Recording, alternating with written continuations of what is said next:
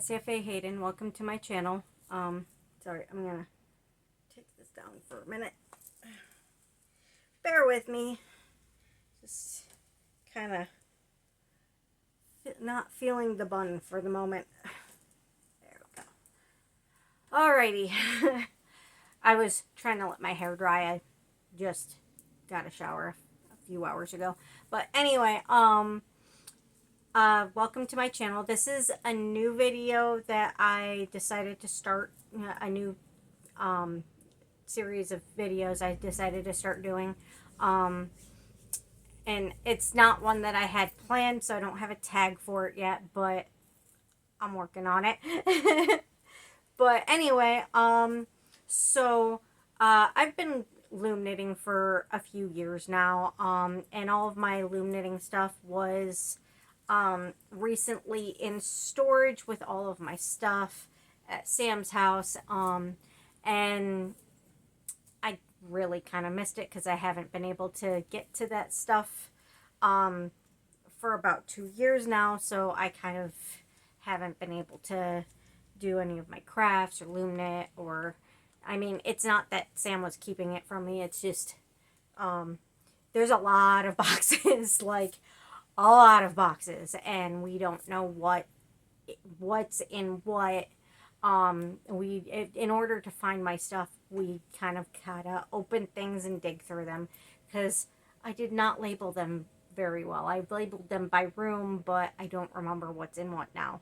But anyway, so I've been wanting to get some of my stuff back for a while now, and today I just got a chance to go dig through some boxes again, and thankfully I actually found everything I was looking for, without really even trying that hard to look this time. It's kind of nice.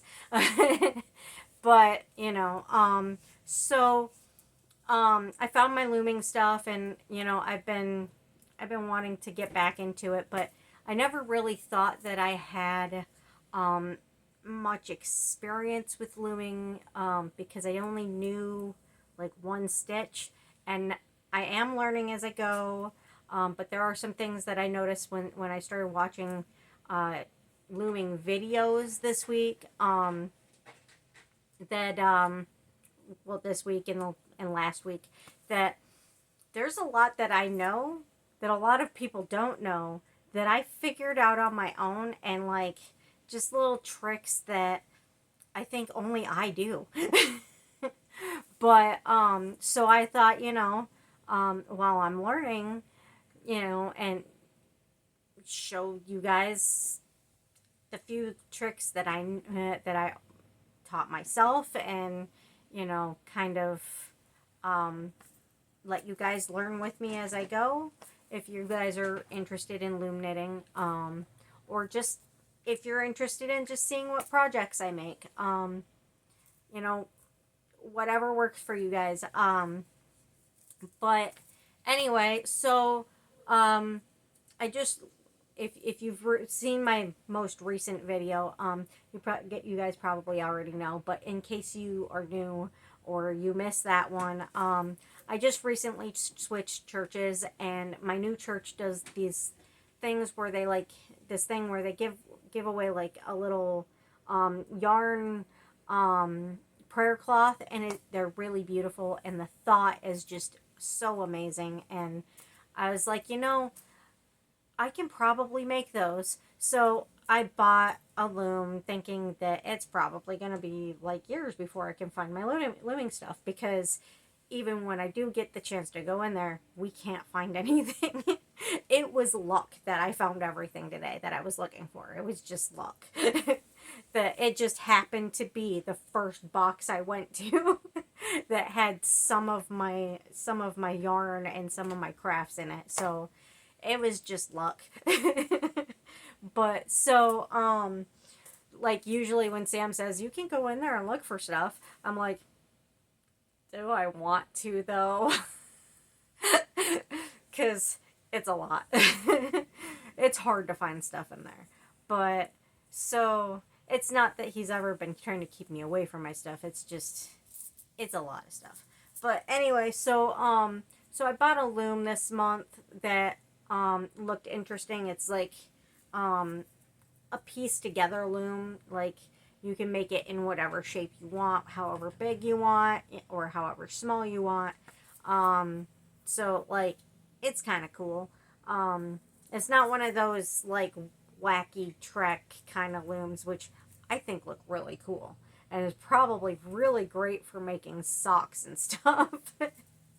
But because you know you've got to measure it around your leg and whatever.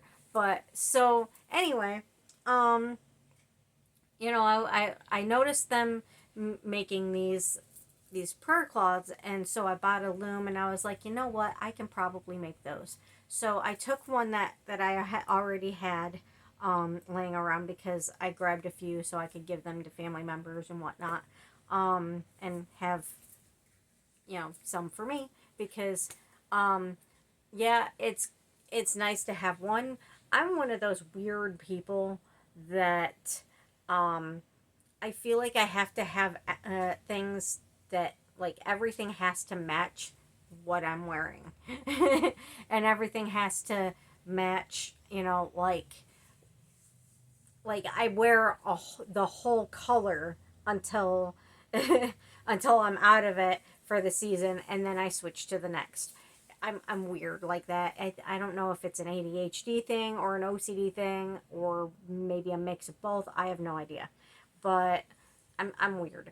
And also I thought it's good to have more than one anyway, because in case one gets dirty and needs to be washed, you still have one to prior to. Yeah, I know I shouldn't put my hook by my eyes, but thankfully I wear glasses, so I'm safe. But anyway, so I took one of the ones that I had laying around, and I kind of just counted each row, and I never made a purl stitch before, so purl stitches are completely new to me. But I duplicated that pattern perfectly on actually this loom that I just bought, and I will do a video of the haul that I made this month.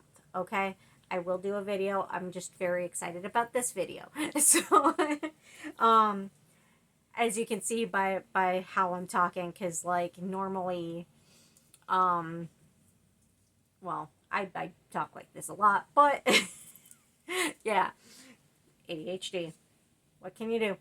But anyway, so um, while I was pulling out all that stuff, I was when I made the first three that I made, and actually the first four that I made, because I made one last night while I was, hanging out with Sam. And they came out pretty, but the loops are just too big. Even once you pull it out and stretch it, it's just too big. So, like, I think what it is a mix between the yarn I was using. The yarn I was using was incredibly thin, but even using normal yarn, it was still too big. So what it is these gaps. So I completely even forgot that I bought these looms. I completely forgot about them. I forgot a lot of stuff that I had in there. But so I'm sure you guys can tell the difference between the gaps on this loom and the gaps on this loom. I'll put them closer so you can see. Like the gaps on the orange loom, the much bigger orange loom, are much wider than the gaps on the green one. So I think, and we're going to find out here, but I think that using these looms with the smaller gaps is going to give me a much, sorry my nose is itchy, a much closer idea of what a much closer product of what I'm trying to go for with these little prayer cloths. Because bear with me a moment, I'm going to pause this and I will be right back. Alrighty, so anyway, this is the one that I made. You can clearly see the cross, but look how big the gaps are. It's really big and just really not, it doesn't look right. I mean, it looks better than the other ones I made, because I did make this one with tighter loops, because the other ones I made with loose loops, because at first I thought that was the problem. I was clearly wrong. And I have been putting these little cross charms on there, because at first, because I didn't know how to do the purl stitch until I learned. I didn't know whether or not I would be able to pull off making the cross on there myself. So I figured, buy the crosses to add to them. Well, now I have crosses on both my prayer cloth and little bling cross on there as well. So that's really nice. But this is not what I was going for. I wasn't going for something this big. And this one's not as bad as the other ones I made. The other ones were way worse. But this is one of the ones that I got from the church. You can still see the cross quite defined. But there's no gaps. It's just perfect. But this is what I was going for, and so far this is the best one I've made. So I think on this green loom I might get closer to making one of these ones. So that's what we're gonna do today. So now where did I put my yarn? Oh, there it is. Okay. Now, okay. The yarn that I'm working with today, where's my end? Okay, there's my end. I don't have very much of it, and you don't really need a whole lot of yarn with this anyway, but I more than likely will run out. But I like how colorful it is, even though it's like mostly brown. There's a lot of blue in there, tan, brown, blue, and then so if I run out, I'm going to attach some of this yarn. Just nice little tan yarn. Just in case I run out. However, I think it'll work out either way. So I'm going to cast on, and when you cast on, what I do, like most people when they loom knit, they do like a long tail sticking off the end. Now I already did the loop on this one.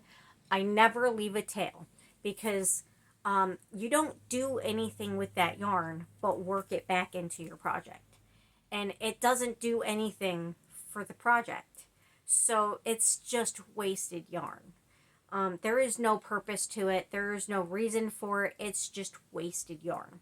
So every time you watch a video where somebody says you need this long tail of yarn, or even a small tail of yarn, you don't need it. You just make your knot, clip off the very itty bitty bit that's left of it, and you're good to go. I refuse to waste yarn. I'm very conscious about the planet, and honestly, I'm poor. I can't afford to keep buying yarn because I wasted it like making a huge tail on my loop that I didn't need. So so we're gonna cast on. We have our loop on the very first peg. Now, a lot of people also, another thing that I feel is wasteful because it's never used. There's no point to it. You just pull it back out and then still have that wasted tail. So a lot of people use this peg to start instead of just the starting peg. Again, I feel that's wasteful. There's no purpose to it. There's no point to it. But you've got your loop, and when you cast on, the stitch you always want to start with, unless you're doing a specific project where you want it stretchy, which is a completely different stitch that I'll get to another day. But when we're doing such projects. But anyway, so when you're casting on most projects, almost all projects, you want to start with an E-stitch. Now an E-stitch, I'll get up real close. So an E-stitch is, you just kind of wrap it like an E. Now, I can do this closer. I'll stand up and do it closer. So you can see, actually, I'll turn it around and do it backwards so you can really see, so you know what you're doing. Okay, so you've got your loop, and then you just wrap around. Oops, not all the way that way. Wrap around. Sorry, I'm doing this backwards with my left hand. So you wrap around like that, and it looks, when you wrap it, it looks like an E. So, like a lowercase e. So you want to do that all the way across for 17 rows. So, I mean, for 17 pegs. 1, 2, 3, 4, 5, 6, 7, 8, 9, 10, 11, 12, 13, 14, 15, 16, and 17. Okay, so we have 17 rows, right? Now, another thing I do that nobody else does is this loop here. It's like all the others, right? Well, when you leave that loop and you go back the other way, because we're not going to go all the way around with this one because we want it to be a flat project. We don't want it to be a round project. So when you go back around this way, it makes it harder to cast on the other way. You end up having to go and loop this way. Like they have you loop this way, like trying to do a purl, but this, for me, this works better.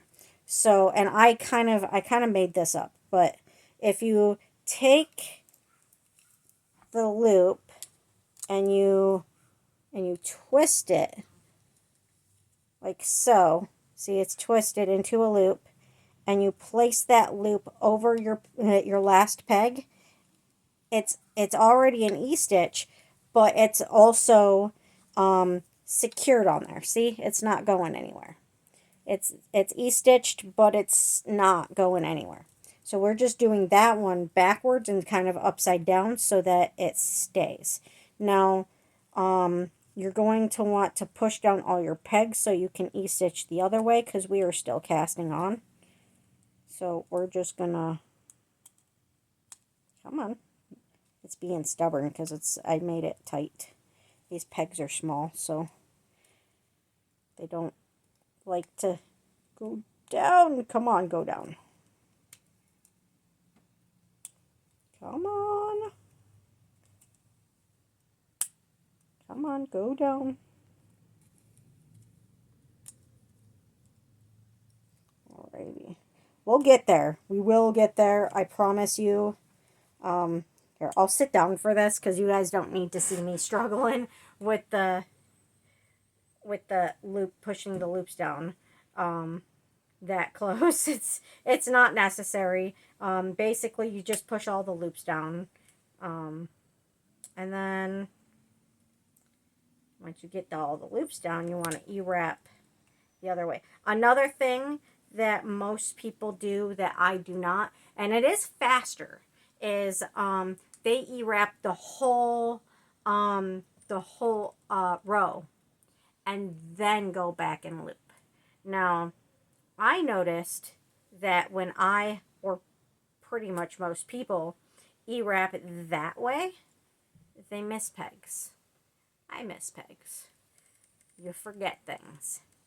When you E-wrap one at a time, it is slower, but at the same time, you never miss a peg. Because if you try to E-wrap and you miss a peg, and you go to the next peg, it unravels. So you can't like miss one and then not get it done, because you'll know.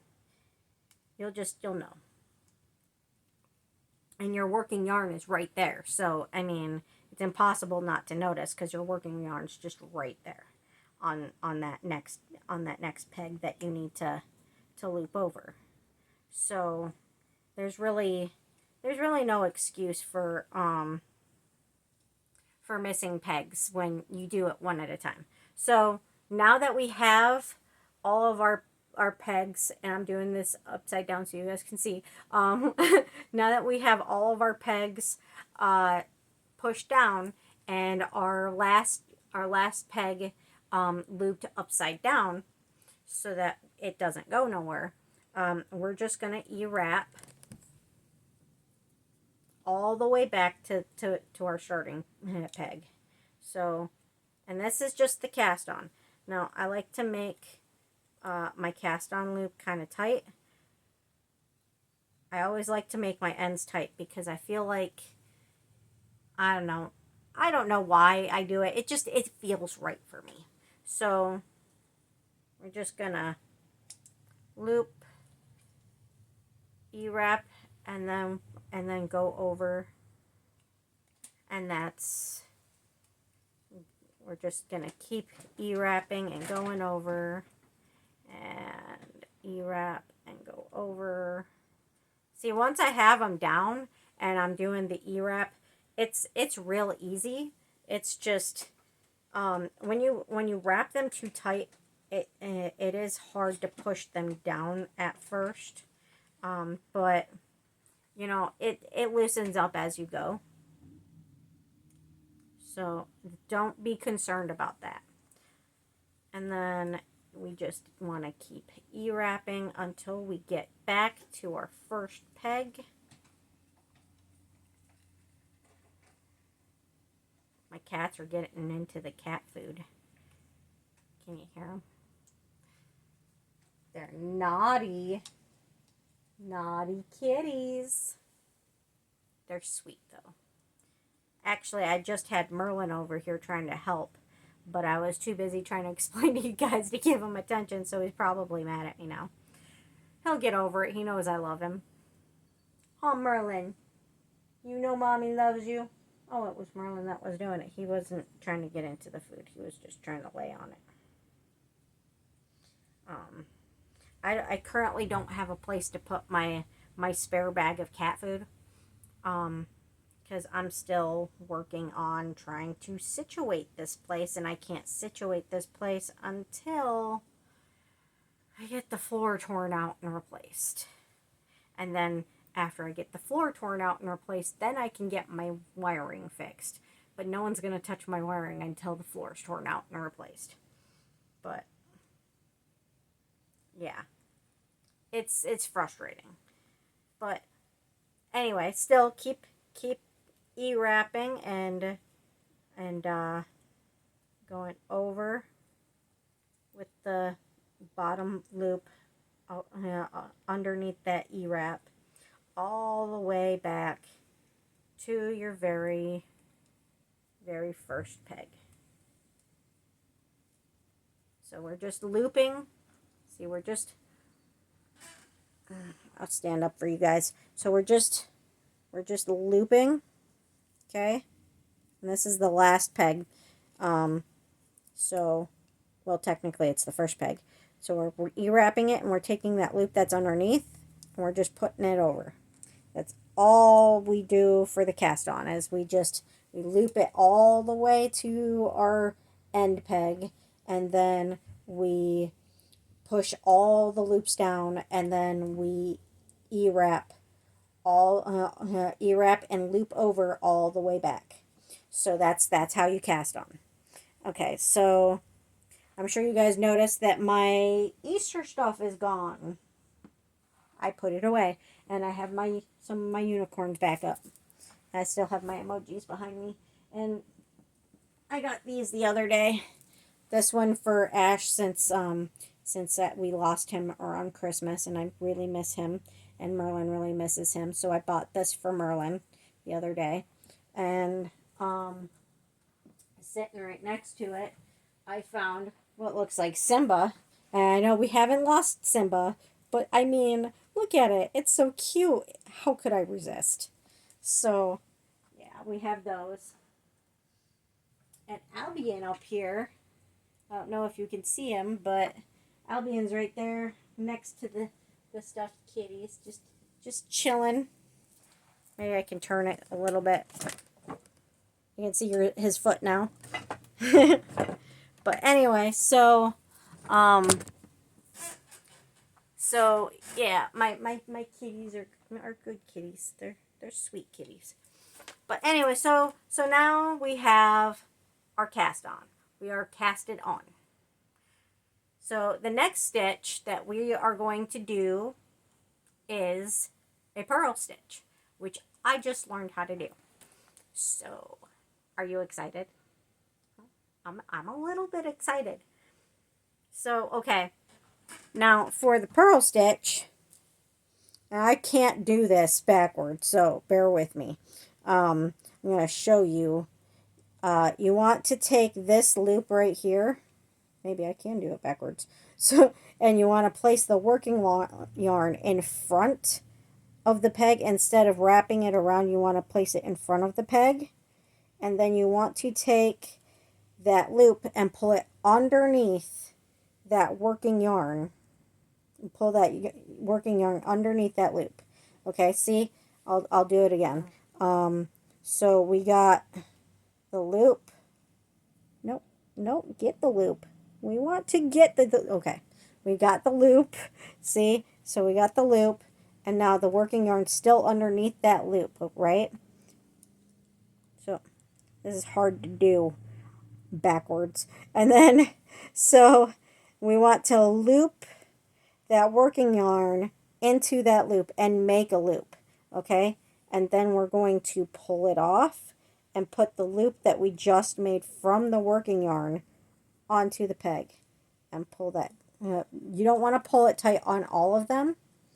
I mean, I guess maybe you can, if you feel that feels right. I mean, towards the end, we're going to want to make our loops looser because we want our cast off to not be so tight that it doesn't match the bottom. So, but if you feel like you want to tighten it as you go, that's fine. But that is a purl. So we just again, we're gonna for this row, we're going to do that all the way across. So we're going to take that loop and we're going to place our working yarn in front of the peg, and then we're going to just kind of pull that working yarn through that loop, and then we're going to push the old loop back and put the new loop from the working yarn on, and there is another purl. So now we have 2 purls. Okay, and we're going to do that all the way across to our 17th peg. Okay, and I'm going to sit down and do this. So we're just going to, again, put that working yarn across, and then we're going to take that loop and pull. Okay, it's still hard to do if it's not like right in front of my face. And the yarn's trying to feed through the other pegs. Okay, so we're taking that loop and then putting the working yarn in front of it, and we're pulling the working yarn through to make a loop, push the old loop off, place the new loop on, and pull. Okay, we're going to do that all the way across. And what did I do with my, where did I put it? There it is. So I wrote this all down so I'd know what I need to do. So we are going to do 4 rows of those. But I'm going to be with you here for a minute to keep helping you. So if you don't have it yet, I'm still here. So again, we're taking that loop and we're going to place the working yarn underneath that, over the peg, underneath that loop. Pull the working yarn through to make a loop, push the old loop off, put the new loop on, and tighten. And that, again, that is a purl. I know I keep repeating myself, but I'm doing that because that's how we learn. Repetition, just repetition. If you guys got it, that's fine. And I'm not going to like do all of the rows on video. I will pause for you guys intermittently. So we're not wasting all of this time. So I've got another purl I've made, and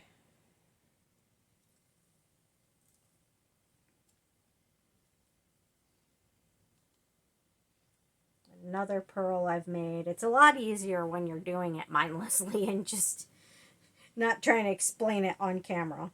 So I'm going to pause here and I'm going to finish this row. And, and when you turn, I'll finish this row and then I'll get to where you turn. It's the same thing. You just go back the other way, but I'll show you guys in case you don't really know what to do. But I'm going to pause this. I'll finish this row and then I'll get back to you guys. And then after I go back the other way and, yeah, you guys will pretty much know what to do. So then I'll pause it and then do those 4 rows. We'll get there. And at some point I actually should eat because it feels like my sugar's getting low. I will be right back. Okay, so I've just finished the purl right before my last purl on this side of the loom. So I'm going to purl that one real quick, and then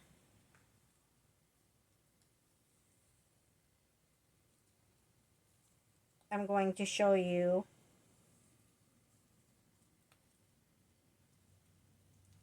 how you turn around, which is pretty easy, so we purled all this way. Now we're going to purl back this way. So it's pretty much just the same thing, only the yarn's going in the opposite direction when you lay it over the yarn.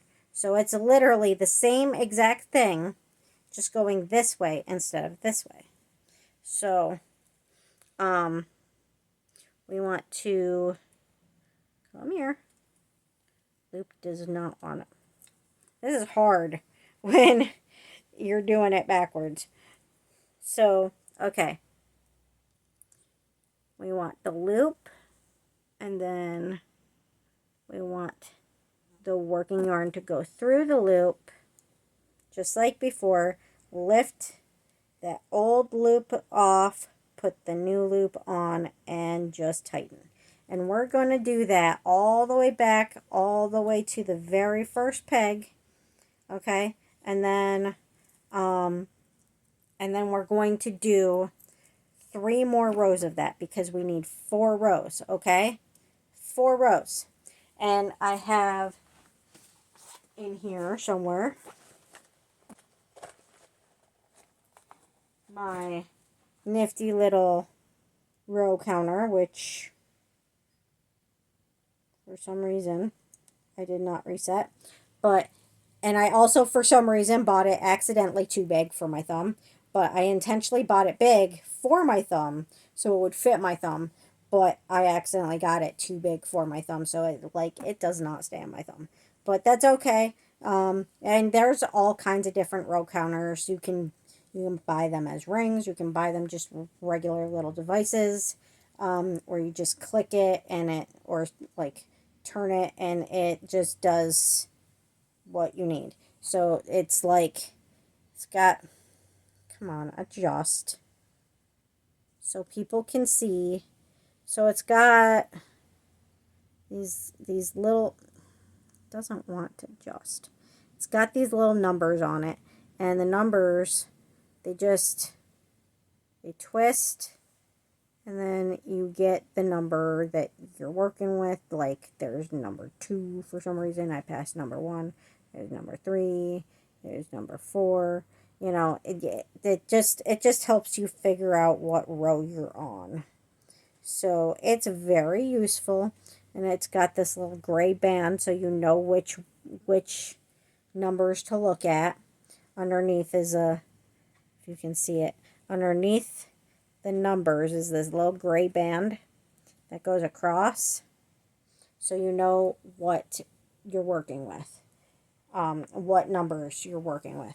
So I am going to pause this, and I am going to and we are on row 1. We just finished row 1, so I am going to adjust to, I don't know if you can see it, probably not because my camera's being but I just adjusted it to row 1 so I know where I'm at. So, and I'll tell you, you know, what rows we're on and whatnot, because clearly you can't see it on my row counter, but I can, so I can help you guys with that. So I'm going to pause the video. I'm going to go back this way and do all of my pearls this way, because yeah, by now you probably know how to make a pearl. And like I said, it's just the opposite direction going back the other way. I'm assuming you guys know how to do that by now, right? I hope so. If I'm going too fast, please let me know down in the comments, and I'll try to go slower next time. But so I'm gonna pause this, and I'm going to get these 4 rows done. Go back this way for my second row, because when you go back this way, this is your second row. Going this way, the first time is your first row, and then going back this way is your second row. So each time you go back and forth, each time you go in any direction, it counts as a row. So the first, when we cast it on and we did our first row of E-wraps, that didn't count as a row because we have to do the E-wraps on top of the first E-wraps to secure it. So the cast on does not count as a row, nor does the cast off. However, you know, a lot of people get confused by that, but I want to make it clear. So the cast on does not count as a row, or 2 rows. But each time you go back and forth, go in either direction, each direction is a row. So I will be back. I will do my second row, and then once I have my second row and my third row and my fourth row done, I'll come back and tell you the next steps of the pattern. So I will return. Alrighty, so now we have our 4 rows of pearls, and your project should start looking like it's just kind of starting to come, roll up on the loom a little bit. So we've got 4 rows of pearls. Now the next step is, I'm going to walk you guys through this. We want 3 pegs of pearls on each side. Okay, so on each end we want 3 rows of pearls, and then all throughout the center between those 3 pearls for these next, let's see, 2 rows. For these next 2 rows, we want E-stitch between those 3 pearls on each end. Now the pearls are going to be the same on the ends all the way throughout the project up until we get back to the bottom. Well, it wouldn't be the bottom, it would be the top, but yeah, because the pearls are the border to the project. We're gonna have more pearls too, but we want you know, the 4 rows of pearls that we just did for the bottom border, and we want the 3 rows of pearls throughout the project going up for the side borders. And then at the end, we're going to have rows of pearls as well. So, and then we're going to have pearls in the pattern as well. But we'll get to that. So we are always going to have 3 rows of pearls at least on each side. So up until we get to the top border, we are always going to have 3 rows of pearls on each side. The only things that will change until we get to that point is the center. So, so we are going to do 3 pegs of pearls. If I said rows, I'm sorry. I'm dyslexic and stuff just comes out sometimes. So we're going to do, now if you remember, pearls are, we put the working yarn in front, and then we scoop up that loop, and we scoop that working yarn into that loop, and then we push that old loop off and put the new loop from the working yarn on, and we tighten it. So that's 2 of our pearls on the edge so far. And then we now have our, oh, that goes that way. There we go. Now we have our 3 pearls. Okay. Now the whole center, and this is how you're going to have it marked, because when you do E-wrap, you push your loops down to do the E-wrap. You don't need to push your loops down to do the pearl, but you want to push your loops down for E-wraps. So throughout the project, if you can't remember what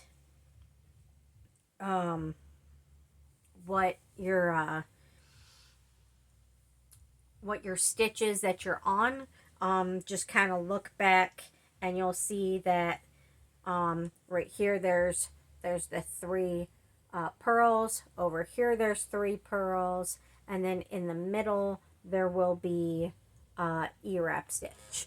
So show that closer to you guys so you can see. So see how the pearls are all the way up. What will be E-wrap is all the way down, and then there's more pearls all the way up. Well, not all the way down, but pushed down. But anyway, so we've got these 3 pearls here, and then we're gonna E-wrap. Now remember, E-wrap is we're just wrapping it around that peg like an E. So again, so you guys can see, we're wrapping it around that peg like an E. And then we're going to lift that yarn underneath of it up and over our little E, and then we're going to push that back down. So another way to figure out what stitch you're on is, you can always rewind my video. If you forget the pattern, 1, you can write it down, and 2, you can just rewind back to me. Also, if you don't have a row counter, I want to point this out right now. If you don't have a row counter, you can always take a piece of paper and use tallies. That's what I did before I had a row counter. Which was like a week ago. So, yeah, so you can just, if you don't have a row counter, you can just use a piece of paper and some tallies. Not all loom knitting projects will need a row counter. Like projects like this where there's a pattern inside the whole pattern, you'll probably want one, or like at least a piece of paper to tally, because it's pretty precise. Now, most projects, you'll probably just need like a fabric measuring tape. They're not made out of fabric, but they're for measuring, like when you make clothes or You know, if you're like a seamstress and you're measuring people's clothes while they're on them or whatever. I mean, these measuring tapes, you can find them at any craft store. They're fairly cheap, and you just take the measuring tape and you just measure your project. But we won't need a measuring tape for this. We're just gonna count the rows, and I mean, I suppose a regular measuring tape might do, but the ends of those just they don't seem to fit very well underneath the pegs to measure. So I personally prefer a fabric measuring tape. I don't think they're called that, but that's what I call them because they're made to measure fabric. So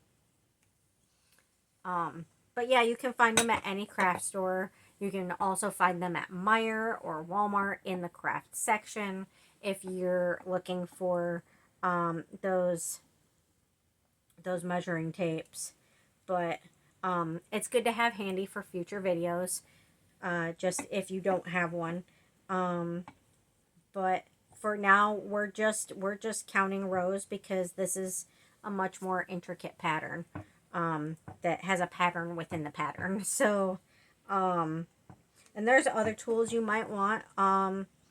You might want to get like little rubber bands or row markers that you can mark your pegs with to like mark out certain patterns. But with this, I think this works really well because you can see what stitches you're using with this pattern. So I don't feel like I need those for this pattern, but if you feel like you need them, all the power to you. Feel free to use them. But I mean, but anything that goes around the peg should work. You can use rubber bands, like those little hair rubber bands that people use to make itty bitty braids. I don't do those; they would destroy my hair. My hair is very, very thick and fine, so it would rip the crap out of my hair. But you can use those. They make markers that you can buy pretty much anywhere. You can buy them online. You can buy them at craft stores. You can buy them in the craft section of stores. They're very easy, and some of the looming kits come with them. So, work with what you can get, right? So we've got all of our E-stitch all the way across, and then now we're going to go back to those 3 purls, right? Because we want our border. So we're going to go back and do those 3 purls.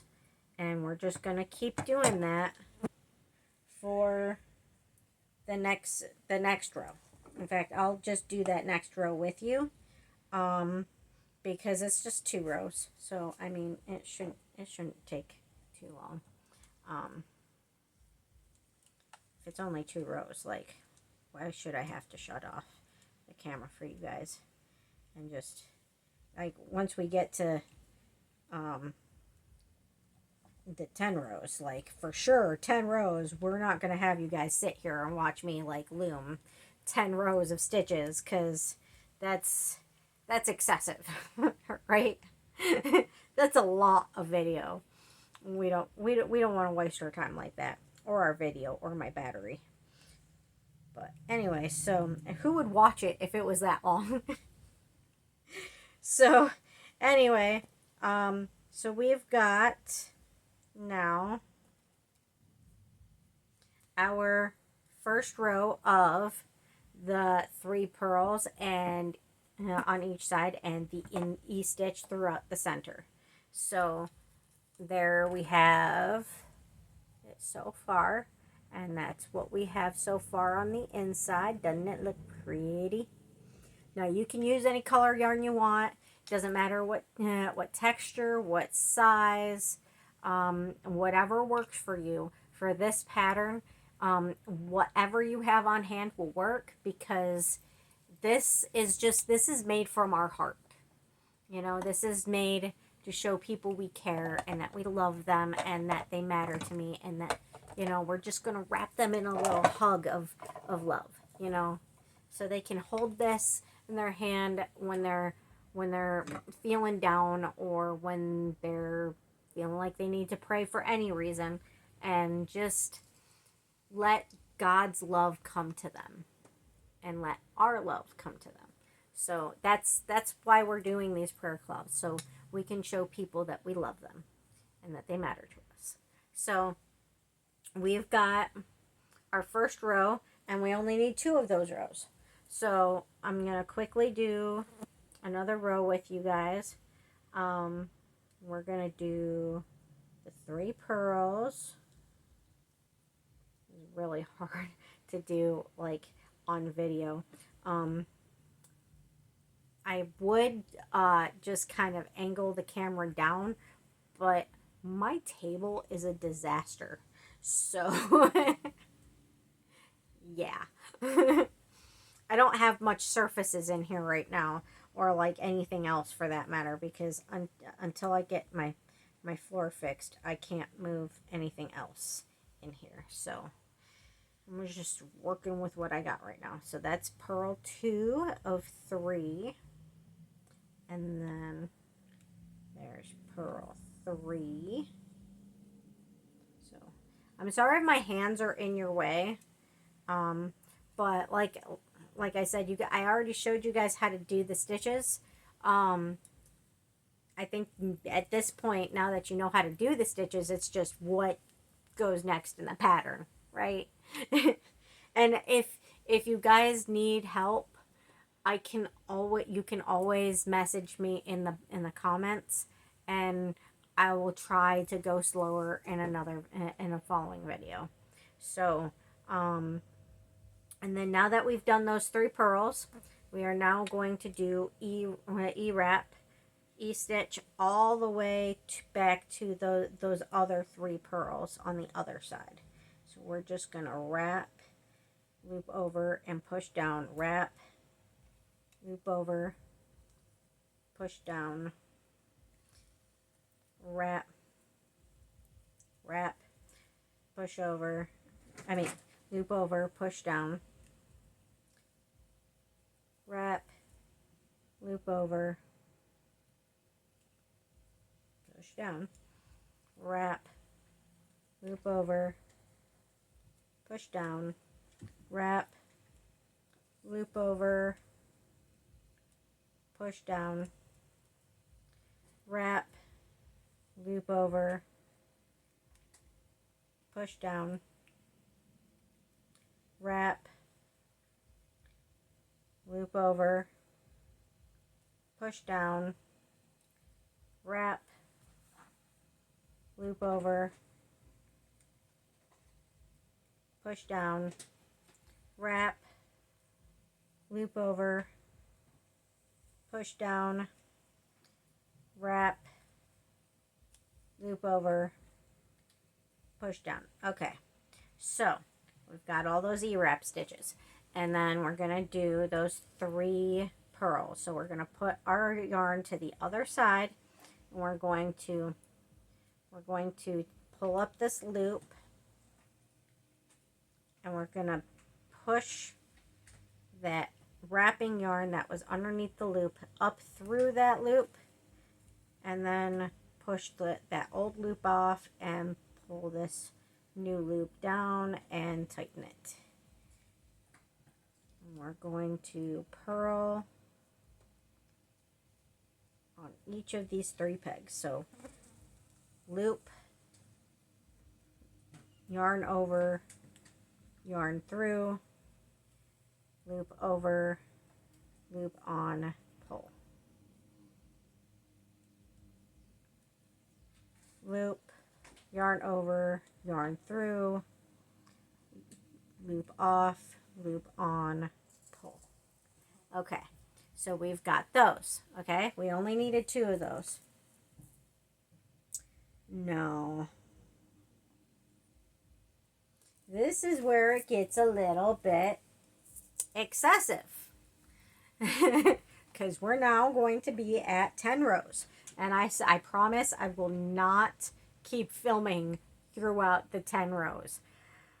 I would not do that to you. That's cruel. So, so now we've got 10 rows and we have to do,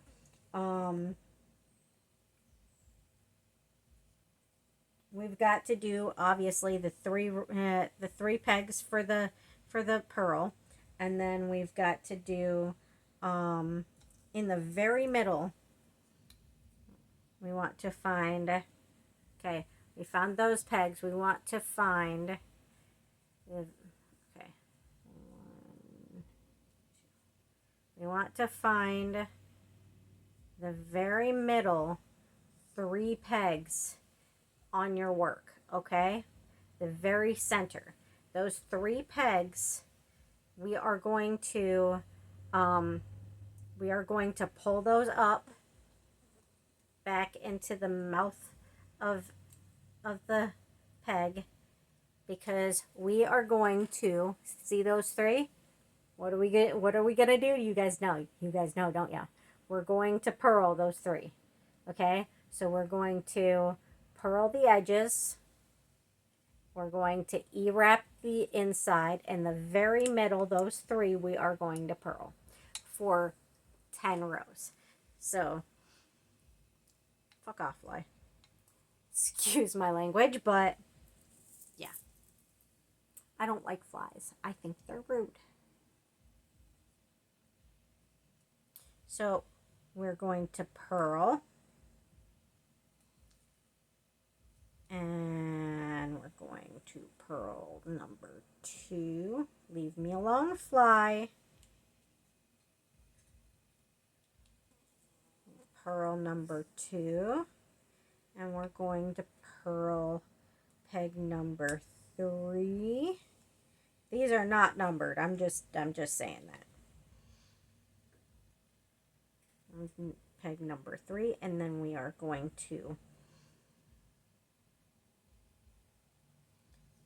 E-wrap. And if you notice, these are 4 E-wraps, okay? So we have 4 of them. So you can even count them out as you go. So there's 3 E-wraps, 3 pearls, 4 E-wraps, 3 pearls, 4 E-wraps. Okay? So if that helps you with your pattern, then there you go. So we're going to do these 4 E-wraps. Alrighty. Now, I don't suggest doing any new stitches from a book. I would suggest, my nose is itchy. I have allergies. I would suggest doing all new stitches from videos, because I tried to learn stitches from a book and it didn't work for me at all. They did not explain the stitches at all, and it was impossible for me to figure out. So, I would suggest, if you want to learn new stitches, doing it through a video. You don't have to watch my videos. You can if you want to. I'm not telling you not to. I'm just telling you don't have to. I'm not going to get jealous if you go to other videos to learn new things. I promise. So, I suggest, using videos to learn new stitches instead of using a book, because using the book, and we're on our first purl in the middle, our second purl in the middle, and our third purl in the middle. But anyway, if you're using a book to learn stitches, it doesn't explain it well enough, and the diagrams don't make any sense, and they don't actually show you how to make the stitch. It confuses you more.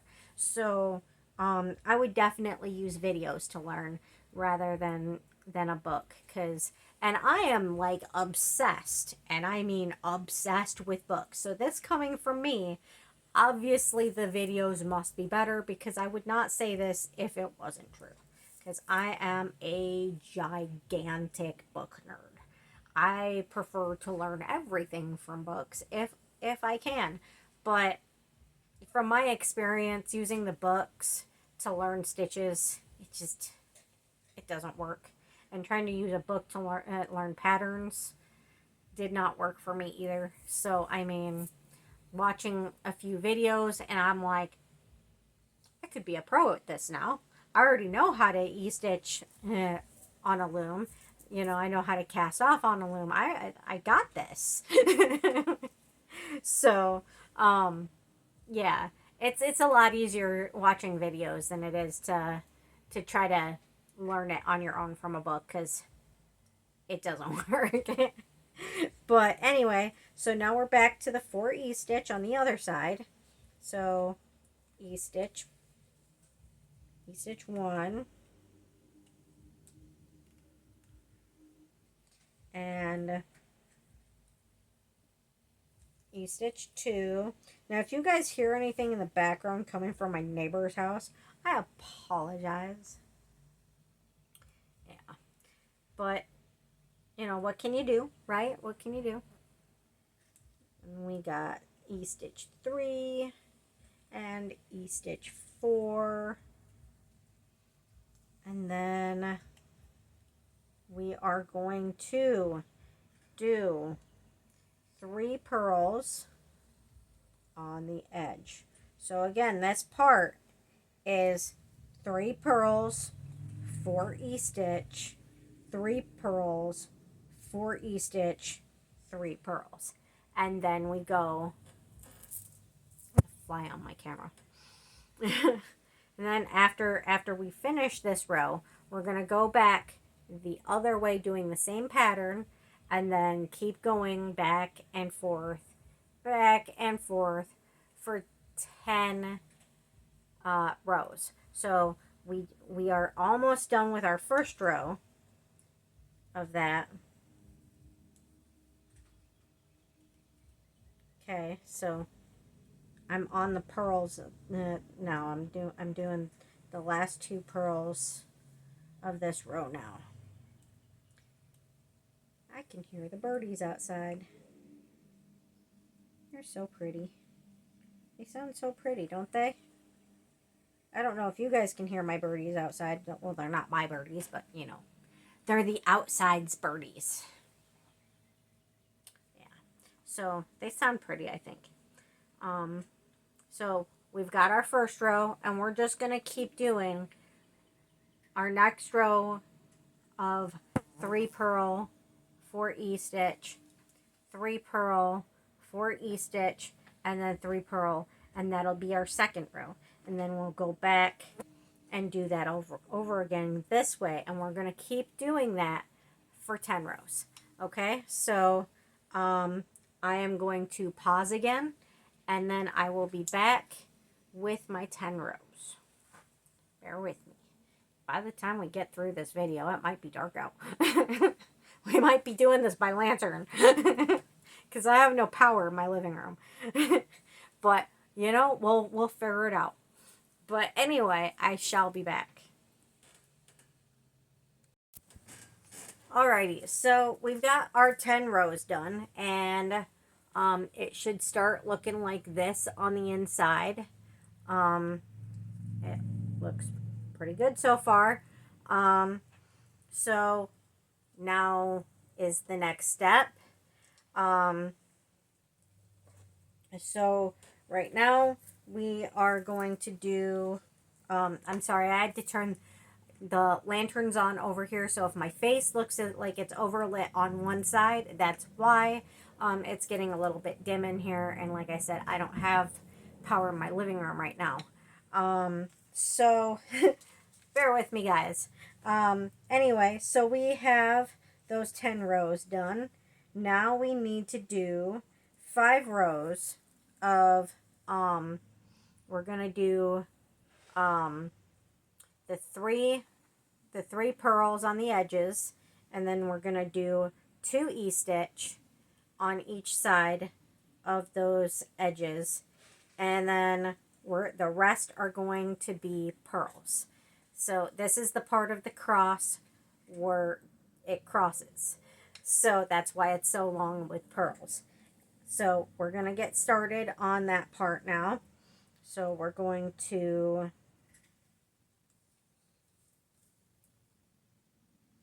purl.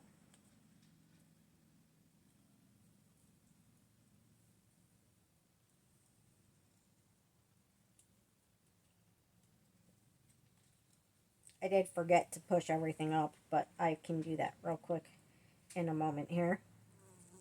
Because our pearls need to be at the top of the hook, right? So we know what we're doing. So we're going to purl these 3 real quick.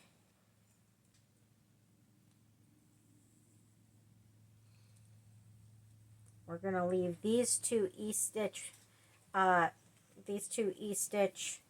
loops down, but we're going to push all of the E-stitch loops up in the middle, except for the very last 2 E-stitches. So 2 of our 4 E-stitch on each side we wanted to push up, the ones in the middle. So we have 3 pearls, 2 E-stitch, 1, 2, 3, 4, 5, 6, 7, 8. It appears 1, 2, 3. No, 7. I think I'll recount because that messed up. 1, 2, 3, 4, 5, 6, 7 in the middle that will be purled. So we've got 3 purl, 2 E-stitch, 7 purl, 2 E-stitch, and then 3 purl. So your loom should look... I've already had to cast the new yarn on like this. So we got those 3 pearls up. We've got the 2 E-stitch down. We've got many pearls up. We've got 2 E-stitches down, and then the last 3 pearls up right there. You can barely see them because they're very light colored. But so we're going to, we just did our first 3 pearls. Now we're going to do our 2 E-stitches. Okay. Those are our 2 E-stitches for that side. And then we're going to do pearls all through the middle, all the way to those other 2 E-stitches. So we're going to purl. And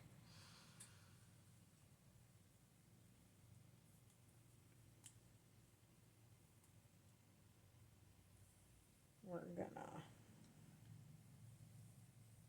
purl.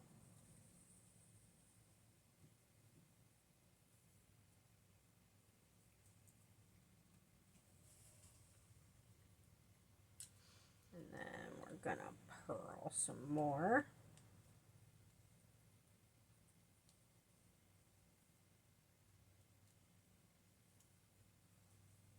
And then another purl.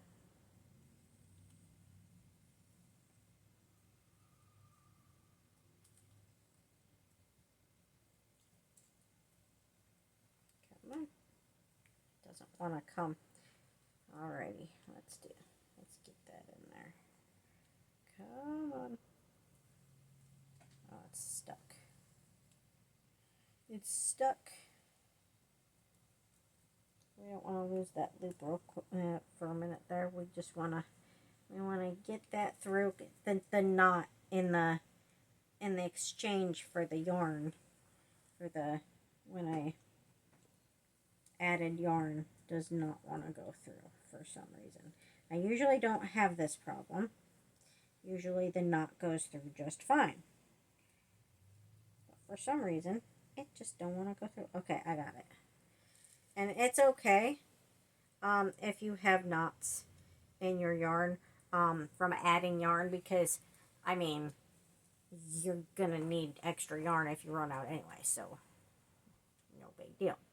So don't worry about that. We'll get the knots in the right place, and we'll cut off any excess that we have sticking out, because sometimes you have extra yarn. I mean, you need extra yarn. Sometimes you gotta tie another. Come on, get out of there. Sometimes you gotta tie another skin on. Now, a lot of people pronounce it skein because that's how it's spelled, but it's not pronounced skein. It's pronounced skin, like skin, but it's spelled S-K-E. It's either E-E-N or E-I-N. I think it's E-I-N if I remember correctly. It's been a while, but yeah, it's pronounced skin and spelled skein. But if you prefer to call it skein of yarn, I mean, all the power to you. You're not hurting anybody by pronouncing it wrong. Who really cares, right? I mean, you know what we're talking about. We're talking about a ball of yarn that you buy from the store. They don't really come in balls. They come in this whatever shape they happen to come in. Like some of them come like remotely round. Some of them come like long tubes, like just wrapped up. But no matter what, they're a skein of yarn, and we know what we're talking about. However we pronounce it, so it's okay to pronounce it wrong. It's okay to pronounce it right. It doesn't matter how you pronounce it, as long as you know what you're talking about. As long as you know what it is. That's all that matters, right? As long as you know what it is. We know what we're talking about. We know what we're doing. Don't we? We know. We know.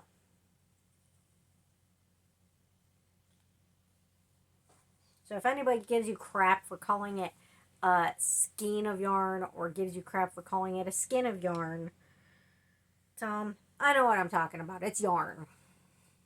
Who cares? Who cares? It's yarn.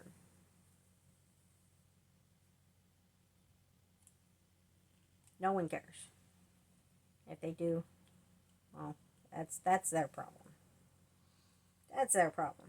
We're not here to please everybody in the world.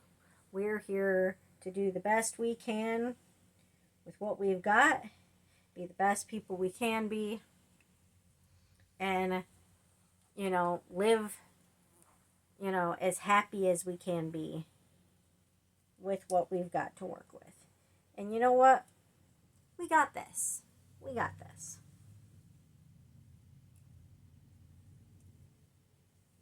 We don't have to do everything everybody else's way. Sometimes we can do things our way and be just happy. Right?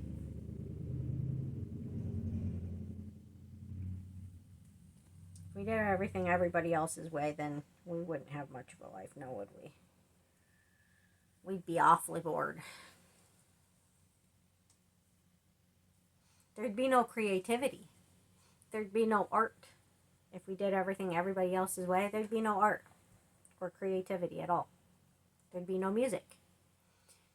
You know?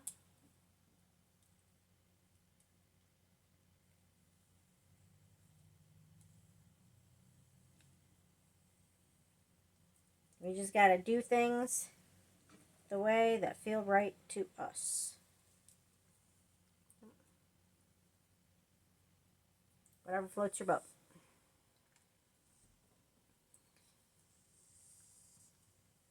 And I'm pretty sure it's Alana Morris. I don't know how to pronounce her name. Alanis Morissette that sang the song. I could be wrong. I'm not good at remembering who sang what, but someone sang this song. Somebody did. And I agree with it. If it makes you happy, it can't be that bad. if it makes you happy. Why the hell are you so sad? Right? Okay, so we got our first row of that one is my honey. I love it when he messages. Oh, there he is again. So we're going to do 5 rows of that. So again, it's 3 pearls, and then 2 E-stitch, and then 7 pearls, and then 2 E-stitch, and then 3 pearls. So we're going to go back the other direction, and that coming back the other direction, that will be our second row. We're going to do 5 rows of these, and I will be right back with you while I go do these 5 rows. I'm not exactly sure why, but my phone just stopped filming and kicked me out of my film. But okay, I don't know if you guys can hear it or not, but my cat Mordred is laying on the table snoring right now. But yeah, we're going to go back to the 3 pearl, 4 E-stitch, 3 pearl, 4 E-stitch, 3 pearl, and we're going to do 3 rows of that. So I just did 2 pearls. I'm going to do my third. Alrighty. I have no idea why it kicked me on my video. That's really weird. And then we're going to do 1 E-stitch, 2 E-stitch,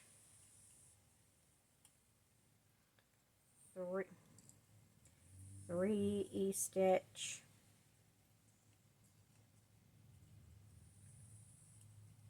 and 4 E-stitch.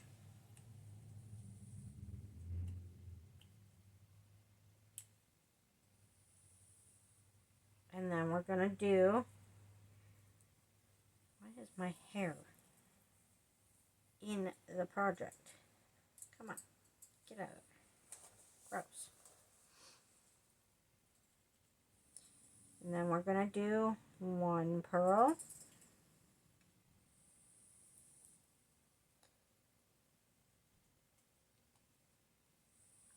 2 pearl,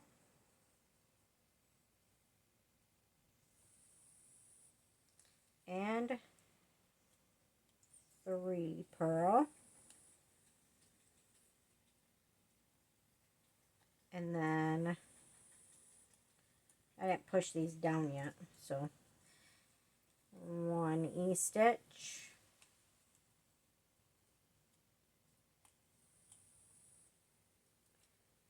2 E-stitch, 3 E-stitch, and 4 E-stitch. And then on the end, we're going to do 1 pearl,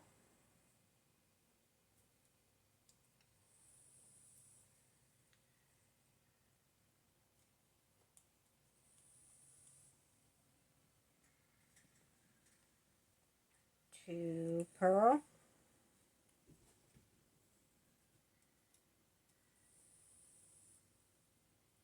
and 3 pearl. Now we are going to copy that for 4 rows. Okay, we're going to do 4 rows of that, and I'm going to shut off so that we can do those 4 rows without you guys having to watch me do it and sit here in weird silence. And then I'm going to come back and I'm going to give you the next part of the pattern. So I will return. Alrighty, so we got our 4 rows of the 3 pearl, 4 E-stitch, 3 pearl, 4 E-stitch, 3 pearl. So we've got our 4 rows of that.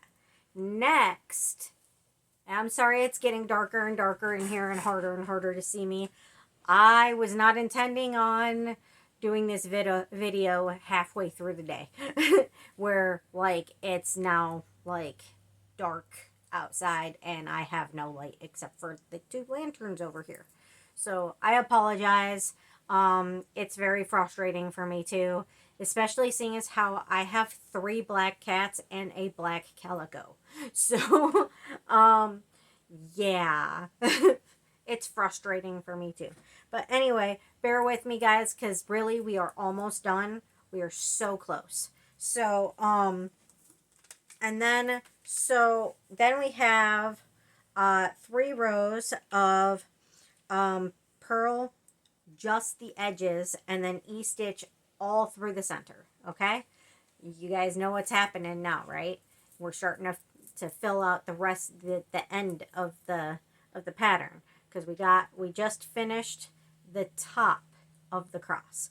So now we're filling out the inside, and then we're going to, after that, we're going to do the purls to finish up, and then we're going to bind off. So we're so close. So just bear with me, guys, with this darkness behind me, mostly to this side where you can't see my face. But so we're going to do we're going to purl 1, purl 2,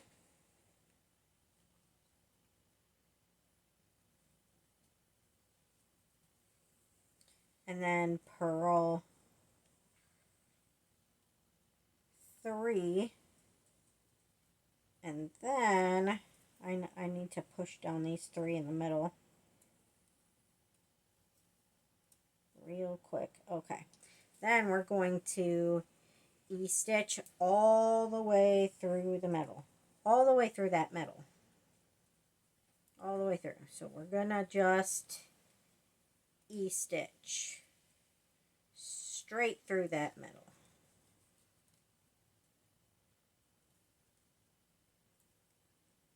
See, this is a pretty easy pattern. You just gotta keep counting your rows.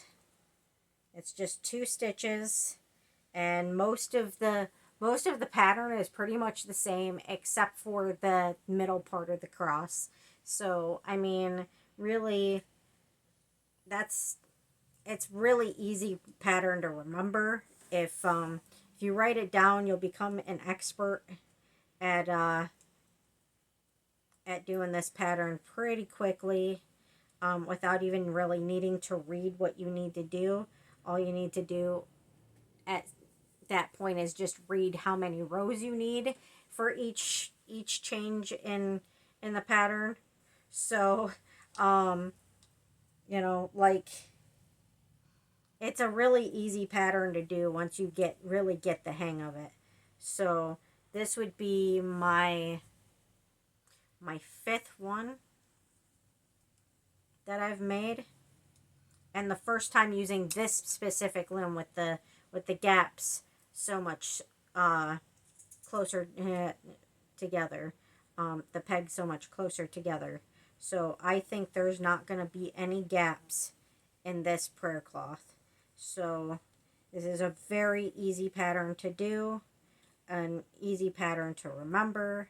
Now we're just going to do the 3 purls on the edge. I just finished that 1 purl, and there's purl 2 and purl 3. So we are just going to do the 3 purls on each edge, those 3 purls, and those 3 purls, and through the middle is all going to be E-stitch for 3 rows. So we just finished row 1, so we're going to tack off row 1, and then we're going to do go back this way for row 2, and then back this way for row 3. So I'm going to shut this off so I can do those 3 rows, and I will be back with you in a moment. Alrighty, so we have our 3 rows done of just the 3 pearls on each side and the E-stitch all the way through. So now we're going to do, oh, hi Albion. You guys can see Albion now. Hi Albion. Good boy. So, I don't know how the camera got moved, but okay. Probably when Mordred knocked shit off my table because he fell asleep on my table. He didn't mean to knock stuff off. He fell asleep. But anyway, so now that we've got all that done, I think, I don't know. I think I might want that on the other side. Normally I've been moving everything to the other side because this side I seem to think looked a little bit better for the cross. Well, I'll figure it out where I want my strings left out when I bind off. But anyway, so now we're gonna do just straight pearls all the way across. We're gonna do 4 rows of nothing but pearls. Now, this isn't the end yet because we still gotta bind off. So I'm gonna do 4 rows of pearls. I'm gonna start them with you now, and then I'm gonna start I'm gonna do the first row with you guys, just straight pearls, and then I'll get off of here, and then I'll do the other 3 rows by myself. So you guys don't have to sit here and watch me do row after row after row. But I mean, do you guys even need to see me do this row? Because you guys know how to do pearls by now, right? The whole row just pearls. That's pretty simple, right? I don't think you guys need to watch me do that, do ya? But there's the first pearl. We got the first pearl on. So I think I'm gonna just pause it here, and then I'm gonna do those 4 rows of pearls, and then after I finish those pearls, I will come back and I will show you guys how to bind off. Okay, so I will be back after these 4 rows of pearls. Cool. Alrighty, so we have now finished our 4 rows of only pearls. So it should look a lot like this. I know it doesn't look quite long enough yet, but trust me, it will. With this stuff, you kind of, when you take it off the loom, you kind of gotta stretch it to make it the shape and size you want. But so now we've got our last bit of pearls done, and we now need to get ready to cast off, right? So we're gonna push down all of these pearls, push them all down, every single one.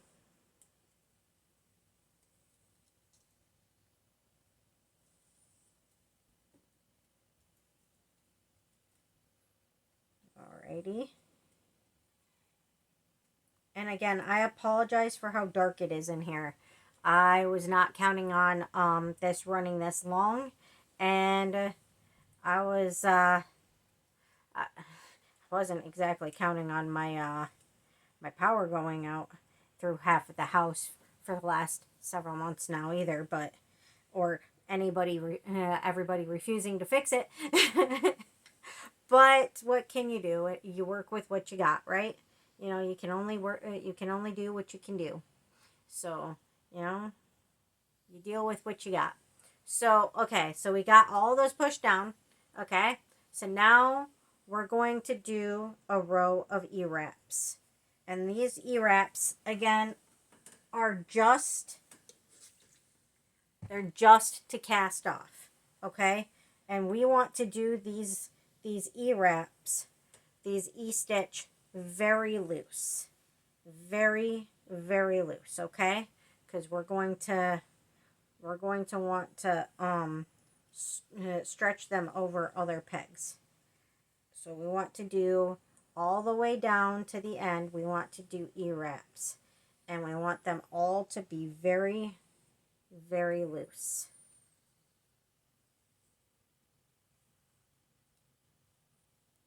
So do not tighten these E-wraps. Whatever you do, don't tighten them. Just leave them loose.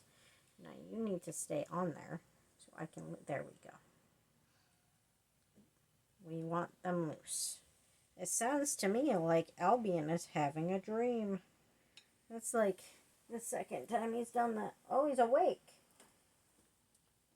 So he's just whining because he wants attention. You can have attention in a minute, buddy, okay? I love you. Yeah, I love you. You're a good boy. Yeah. You're just a sweet boy. Yes, you are. Sweet Albion. Alrighty. So just keep doing the E-wraps very loosely all the way down to the end. And then once I get there, I'll show you what to do next. You might be faster than me. I'm kind of slow at pretty much everything I do.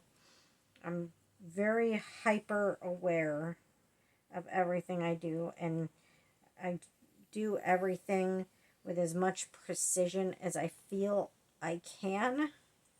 So everything I do is incredibly slow. And it irritates the crap out of a lot of people. Like my mom, it makes her mad to no end. Yeah, she would get very angry with me for how precisely I would load the dishwasher. Because there's a right way to do it, and there's a wrong way to do it.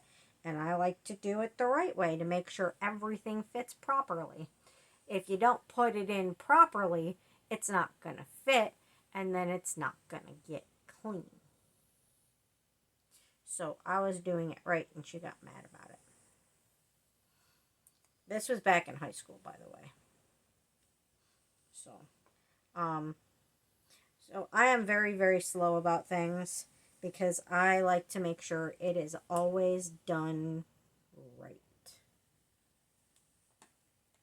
I do not want to miss any stitches.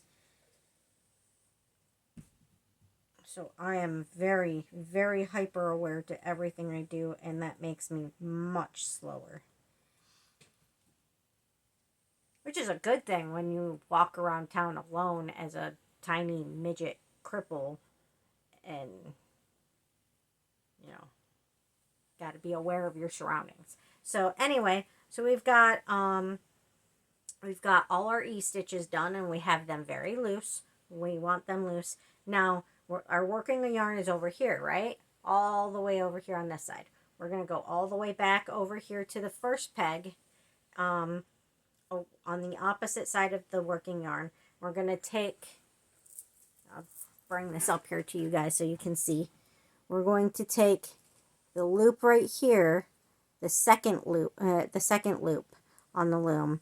And we're going to put it onto this peg, okay? So we're going to do that. We're going to take that loop on the second peg. We're going to put it on,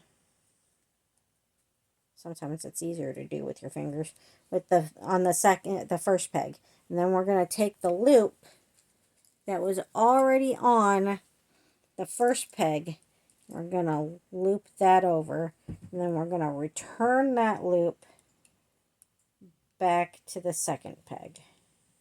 If I can get it. Return it back. Get back on there. Really, dude? Come on. Work with me here. Come on, get on there. There we go. And then we're going to do the same thing with this third loop, which is now the second loop. Okay? I don't know if you guys can even see this because it's really dark in here. But Okay, so we're going to go back to the to this now second loop and do the same thing. We're going to put that onto this loop here, this peg here, and then we're gonna lift this loop over that loop once it's over here, and then we're gonna return it to that loop, that peg. So we're just gonna keep doing that. So we're moving this loop over here. See? I don't know if you can see it or not, but this peg right here is empty, and this peg has 2 loops on it. I hope you guys can see okay, because it's pretty dark in here. And then we're going to loop that over, and then we're going to take that loop and put it back on the empty peg. And we're just going to keep repeating that step until we have 1 peg with a loop on it. Okay, so just keep doing that all the way down to the working yarn. All the way down.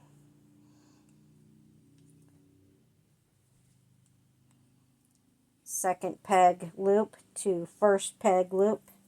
Loop over. First peg loop back to second and repeat. Oops, wrong way. Second peg loop to first peg.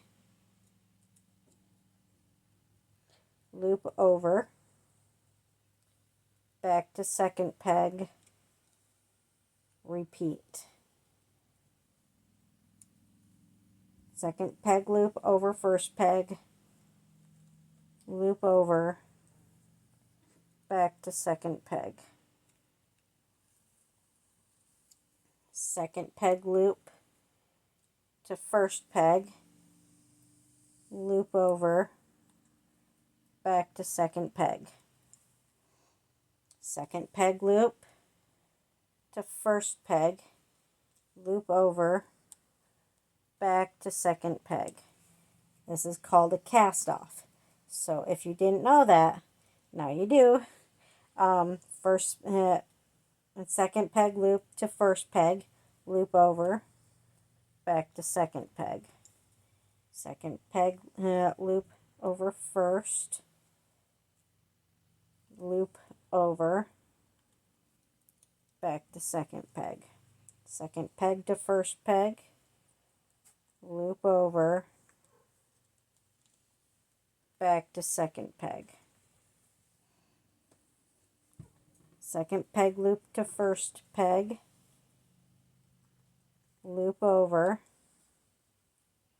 back to second peg. Second peg loop to first peg, loop over, back to second peg.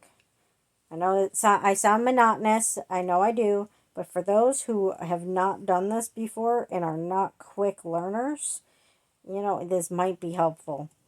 So hopefully I'm doing right by everybody. Hopefully I'm doing a good job of helping you guys learn, of doing a tutorial. I hope so. Anyway, we are almost done with that. And then loop over. So now we have one peg left with a loop on it. 1 loop left. Now we're going to take that loop and we're going to loop it over our hook, and then we're going to pull the whole thing off. Okay, see, we got it off. We're going to pull that string, because the only reason we want a long string is because I want to, normally I would not do a long string. I would try to tie it off as short as possible. But the reason I want a long string on this time is because I want to put a crucifix charm, a cross charm on it, and I want to also put a tag on it that says what it's for. Now, it's pretty long now, right? It doesn't quite look right. right? You can't really see the cross. Well, we pull it a little bit. We just kind of pull it and adjust it. And sorry about that. I don't even know what happened there. And the cross, it'd be easier to see if it was lighter in here, but the cross pattern becomes much easier to see. You can see the cross there, and you can see the cross there. If I had better lighting in here, you would be able to see it better. And you can also see it on this side. I have a lot of strings I need to cut off. I haven't decided yet which side I want to. Yeah, I think I'm going to push all of these strings to the other side and then cut them off there. But if you have any strings from having to add yarn, you're going to want to hide them on the part that you're not going to have visible, and then you're going to want to trim those off. So I'm just going to use my finger. Normally I'd use my hook, but I'm just going to use my finger to pull that big knot right there back through there. And then that one's already off to the side, and that one's already off to the side, so that looks fine. Now you can kind of see the cross better on this side, I think. This looks way more like the ones that were left by the woman who makes them at church. Way more. So I did a much better job this time using the loom with the smaller gaps between the pegs. Definitely did its job. So now I'm going to, I don't know why that cut out there, but I am sorry. So now I'm going to just trim this off. And I don't know if it'll come through. Yes, it will. Okay. Sometimes it won't come through, and then there we go. Now, I don't know how to make it have two strings. I haven't figured that out yet. Maybe I just like cut it where it's supposed to be and then like loop another string in there. That would make more sense. Like just cut a piece specifically for that. But why? I figure why waste the yarn? I think it looks fine with just one tail. And I do need to clip off all of these extra hangies. All these hanging threads here, because we don't want those. Okay. I don't know why it keeps cutting out on me, but I apologize about that. I don't know why it keeps doing it. I think it's rude. My phone is being rude. So I apologize that it keeps cutting out on us. I mean, before we were cutting out on purpose because we needed to get all the extra stuff that you guys don't really want to sit there and watch all day out of the video. I mean, I don't blame you guys. I wouldn't want to watch it all day either. Sitting there just watching someone play with yarn all day. When we can just take that part out of the video and just have the instructional parts.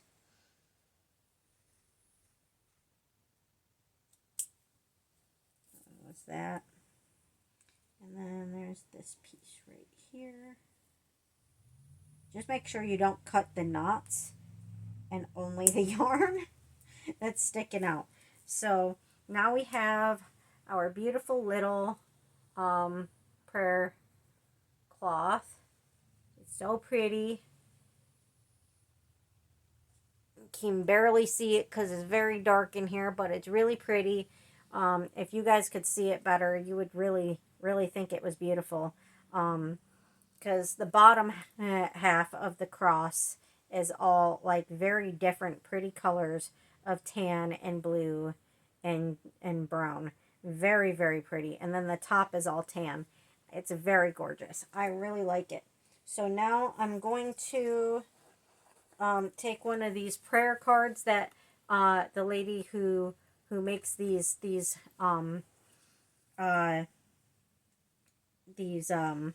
prayer cloths for the church. She makes these cards for them, these tags. It says, "Hope in your hand. This is a pocket prayer cloth, a little hug from God to carry you through your day. May the light of God surround you, the love of God enfold you, the power of God protect you, the presence of God watch over you. Wherever you are, God is, and all is well." And then I also have a little cross to put on there. So I'm going to put those on there. Pretty little silver cross. I'm going to put those on there. And then we have finished our prayer cloth, our pretty little prayer cloth. Dun, dun, dun, dun. I hope you guys enjoyed the video. I hope the darkness in the video was not too much of a problem, because I think it's pretty annoying when you can't see what you're trying to show the people on camera. It's pretty frustrating. But hopefully next time I film a video, it won't end up getting quite so late into the filming and won't end up being mostly darkness. But anyway, I hope you guys liked the video. Please like, share, and subscribe, and have a beautiful day. Thank you. Bye-bye.